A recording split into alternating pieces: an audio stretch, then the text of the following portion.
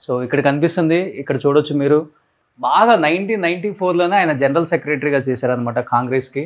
And Sonia Gandhi గారు అప్పుడు ఇంకా రాజకీయాల్లోకి రాలేదు, ఆ, ఎవరికి రాజకీయ నాయకులకి అపాయింట్మెంట్ ఇచ్చేది కాదు. ఓకే.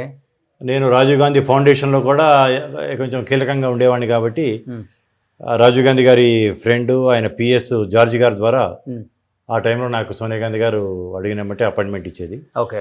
31 years బ్యాక్ ఫోటో అది. రాజీవ్ గాంధీ గారు చనిపోయిన 3 yearsకి. ఓకే.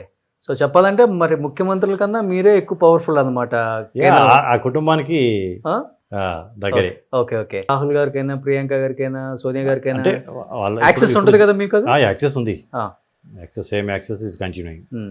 గ్రేట్. ఎందుకంటే వాళ్ళ కుటుంబం అదేమో 2012లో రాహుల్ గాంధీ గారితో. ఓకే. ఇది ఓకే. సో అప్పటికి ఈయన రాజకీయాల్లోకి యాక్టివ్గా రాలేదు ఆయన కూడా. ఆయన రెండోసారి ఎంపీ అప్పుడు ఆ ఫోటో తీసినప్పుడు. ఓకే.